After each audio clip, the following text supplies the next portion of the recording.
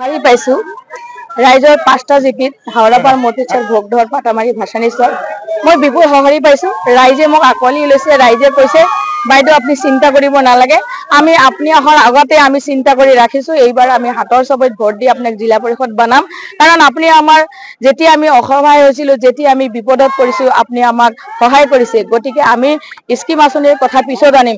আপুনি যিহেতু আমাক আশে পাশে আছিলে, আমাক বিপদৰ সময়ত আমাৰ কাষত ৰাখিছে, সেইকাৰণে আমি সকলোৱে এইবাৰ আপোনাক হাতৰ চুবিত ভোট দি জয়যুক্ত কৰিম।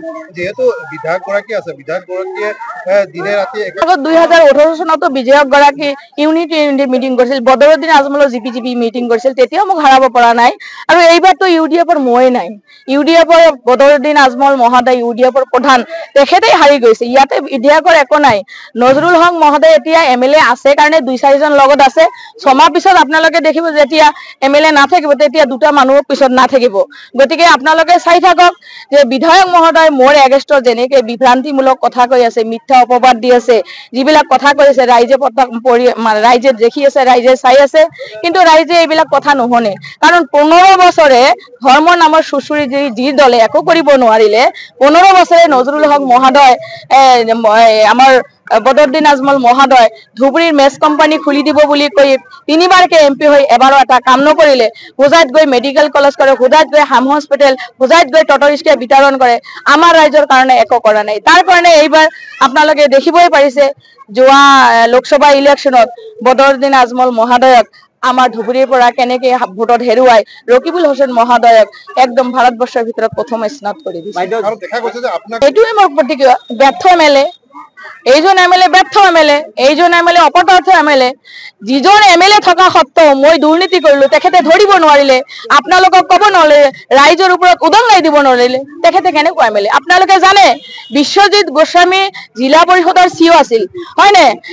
বিশ্বজিৎ গোস্বামী ইমান দুৰ্নীতি কৰিছে, এই বিধায়ক মহোদয়ে ধৰিব পৰা নাছিল। মই বেবী বেগম দুৰ্নীতিৰ এগেইনষ্টত মই ভিজিলেন্স এণ্ড মনিটৰিং কমিটিত জনাই বিশ্বজিৎ গোস্বামীক এৰেষ্ট কৰি 3,42 লাখ টকা ওলাই এতিয়ালৈকে এৰেষ্টত আছে। আপোনালোকে জানে তেখেতে, তেনেহলে মই বিধায়কতৰ ডাঙৰ হয় না নহয়?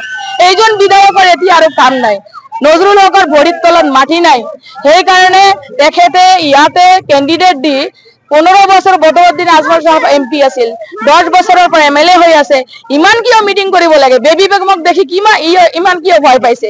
এটাই ভয়, বেবী বেগম জিকিলে আকৌ নেকি নজৰুল হক আমাৰ কংগ্ৰেছত আহিব নোৱাৰে। লাইন লাগিছে অলৰেডি দিল্লীত। এইকাৰণে এটাই ৰাইজৰ কাৰণে মই শুনক, আমাৰ ইয়াতে বহুত সমস্যা। আমাৰ UDF দলৰ MP MLA হোৱাৰ কাৰণে আমি একো কৰিব পৰা নাই।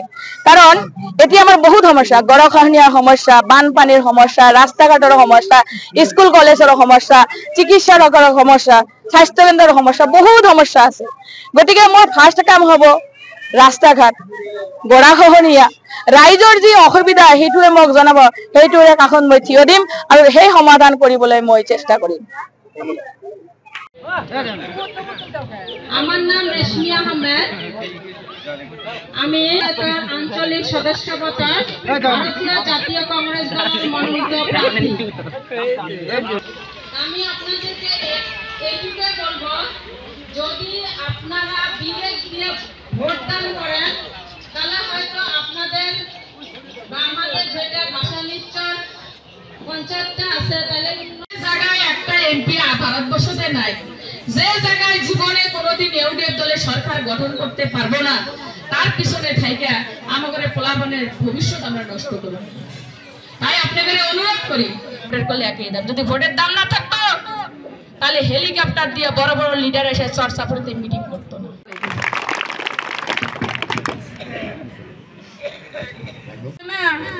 যদি বইয়ের বাপে কয় আমার মেয়ে দেখেন না, এই টুপলা দেখে দেন, তাহলে আপনারা মনে করবেন যে মিয়া নালি নুলা নালি ভ্যাংরা নালি ঘেগা আছে, মিয়া না দেখবার কয়, টুপলা দেখবার কয়, তাই না?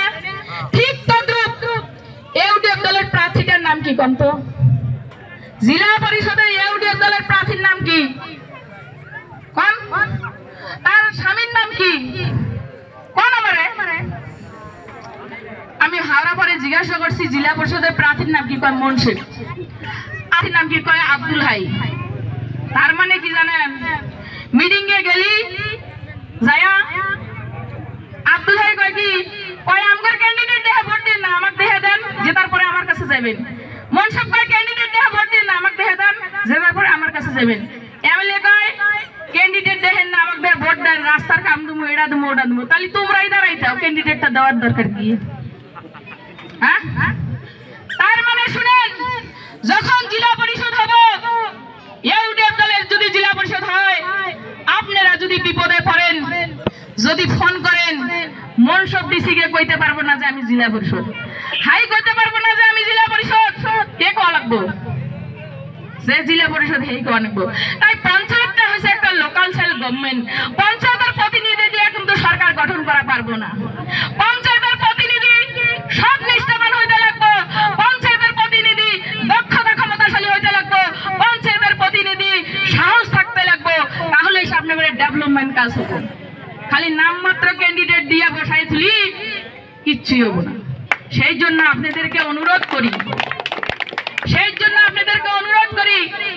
এমএলএ মহোদয় এখন যেখানে মিটিং করবা যায় মানুষ পায় না ইউডিএফ এর জনমত নাই এমএলএ মহোদয় খালি বেবি বেগমের বদনাম করে কংগ্রেসের বদনাম করে মিটিং শেষ করে স্কিম আসনি তো নাই আমরা এমপি বানাইছি 15 বছর মৌলানা বদরুদ্দিন আজমল সাহেব এমপি থাকলো আমাদের জায়গার কাজ নাই হোজাইতে মেডিকেল কলেজ করে হোজাইতে হাম হসপিটাল করে হোজাইতে টোটো বিতরণ করে আমাদের খেজুর খিলায় কি করছে কোন একটা স্কিম আসনির কথা কোন আমরা এমএলএ বানাইছি নজরুল হক আমাদের ভোট নিয়া এই বক্সিহাটে সিমেন্টের কোম্পানি বানাইতেছে বক্সিহাটে আমুলের কোম্পানি বানাইতেছে আমগর কি করলো কোন আমাদের একটা ইউডিএফ এর স্কিম আসনির কথা কোন একটা স্কিমে আমি জানি এটা হলো কয়টা খেজুর দেয় আর কিছু দেয় না গতিকে আপনি করে আমি বলি এখন যদি রাস্তাঘাট দিয়ে যদি এমএলএ আইসে খালি কংগ্রেসই বদনাম কংগ্রেসই খারাপ বেবি বেগম খারাপ তাহলে ভাই আপনারা প্রশ্ন করেন যদি এমএলএ এসে